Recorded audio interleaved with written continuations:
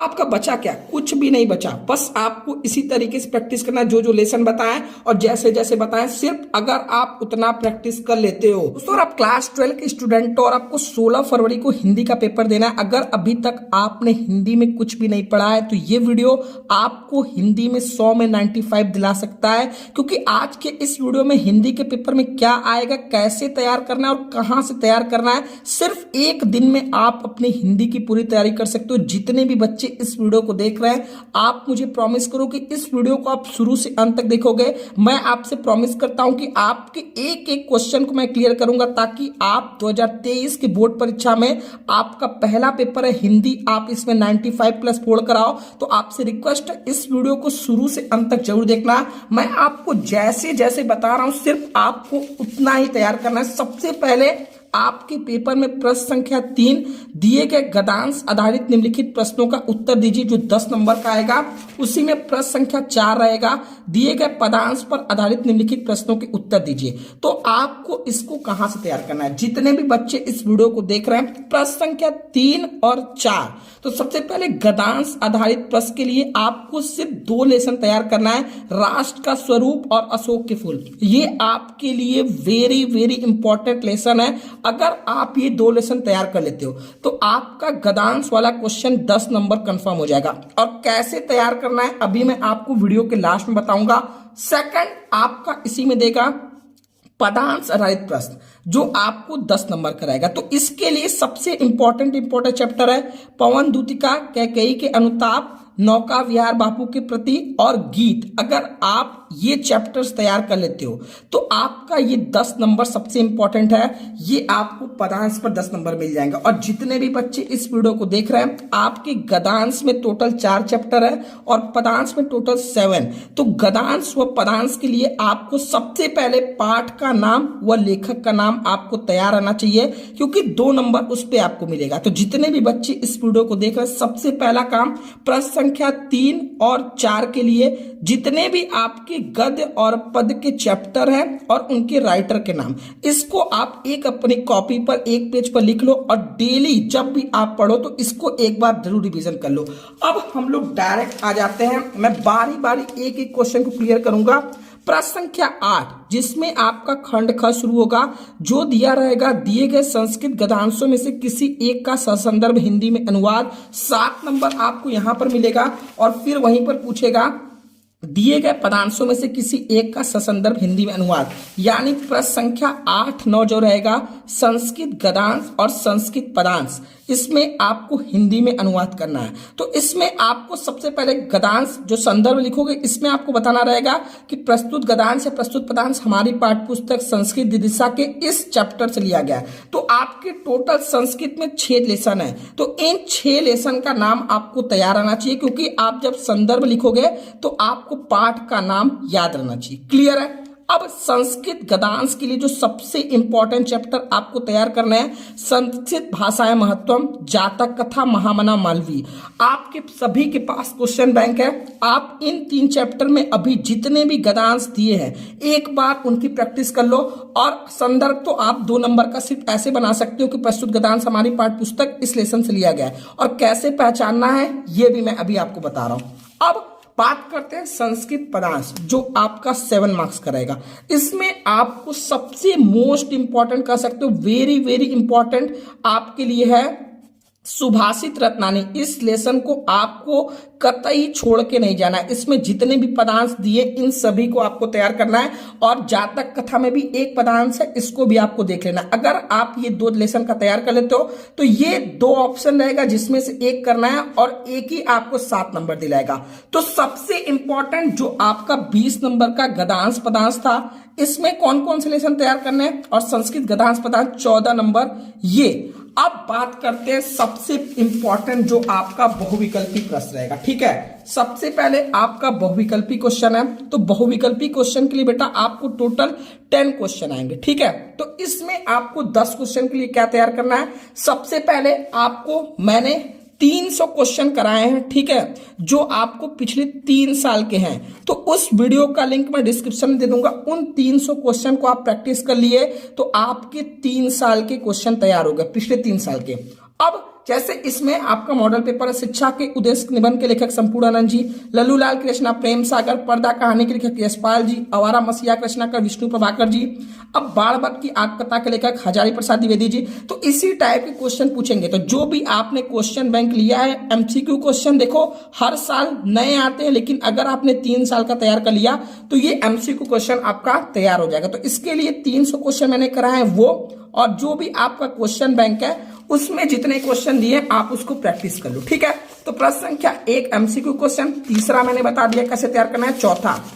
अब बात करते हैं पांचवा आपका रहेगा निम्नलिखित में से किसी एक लेखक का साहित्यिक परिचय देते हुए उनकी प्रमुख रचना का उल्लेख कीजिए। तो जो सबसे इंपॉर्टेंट आपके लिए है, आचार्य हजारी प्रसाद द्विवेदी, एपीजे अब्दुल कलाम, वासुदेव शरण अग्रवाल, ये 3 आपके लिए वेरी वेरी इंपॉर्टेंट है। तो जितने बच्चे इस वीडियो को देख रहे हैं, आपको इन तीनों जितने भी आपके लेखक हैं इनका नाम, जन्म स्थान, माता पिता का नाम, इनकी प्रमुख रचनाएं, ये एटलीस्ट आपकी जुबान पर रहना चाहिए। अब इसमें निम्नलिखित में से किसी एक कवि का जो आएगा, इसमें मैथिली शरण गुप्त, सुमित्रा आनंद पंत, रामधारी सिंह दिनकर, और इसमें आप महादेवी वर्मा का भी देख सकते हो, लेकिन ये 3 देख लोगे तो एक आपका हो जाएगा, ठीक है। इसमें भी आपका साहित्यिक परिचय में आपकी प्रमुख कृतियों पर प्रकाश डालना है। तो जो भी आप लेखक व कवि का देख रहे हो उनकी रचनाएं आप जरूर तैयार कर लो कि 2 नंबर रचनाएं पर है। उसके बाद आपका क्वेश्चन पूछेगा बहादुर अथवा पंचलाइट कहानी के उद्देश्य पर प्रकाश डालिए,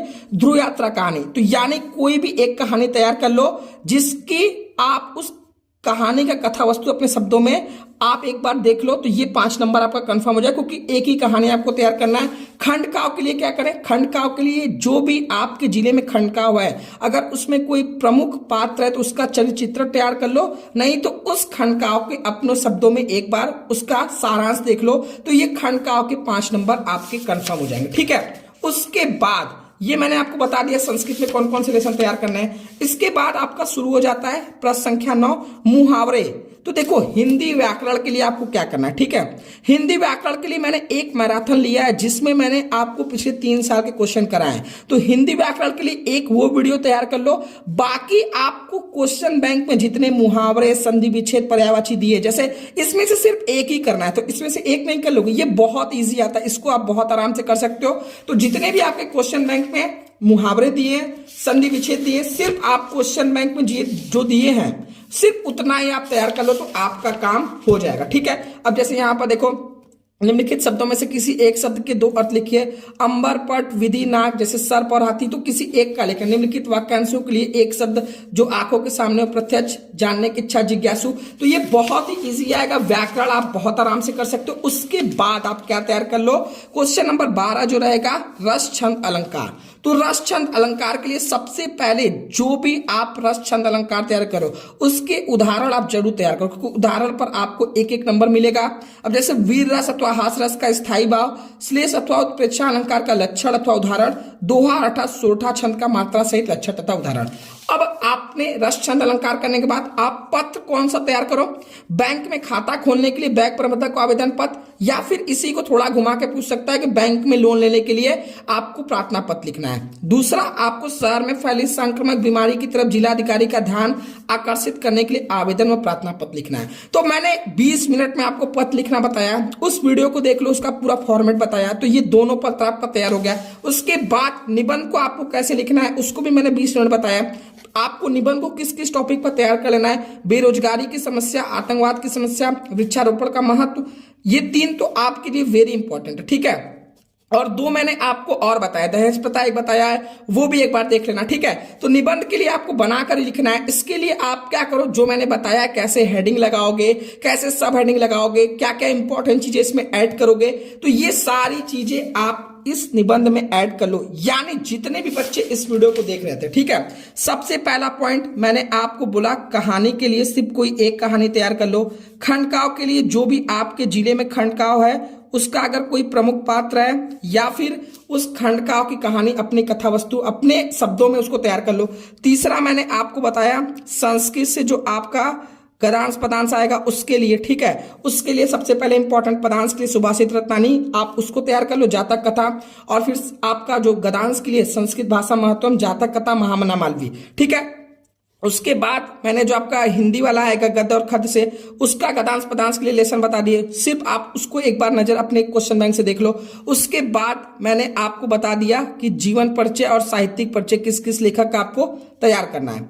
एमसीक्यू के लिए मैंने आपको बताया कि 300 मैंने कराए हैं और जो भी आपके क्वेश्चन बैंक में उसको आप प्रैक्टिस करते रहो। इसके बाद रस छंद अलंकार के लिए मैंने बताया कि आपके पास जो जो मैंने इस मॉडल पर बताया उसको तैयार कर लो और उदाहरण तो आपको जरूर तैयार करना है, ठीक है। इसके बाद हिंदी व्याकरण के लिए बहुत ही इजी हिंदी व्याकरण आने वाला है, तो हिंदी ग्रामर के लिए जो मैंने एक मैराथन क्लास करा है उसको आप देख लो, 3 साल के क्वेश्चन उसमें कराए हैं। साथ में आपके क्वेश्चन बैंक में जितने भी हिंदी व्याकरण के दिए हैं आप उतना प्रैक्टिस कर लो, वो आपके लिए सफिशियंट रहेगा।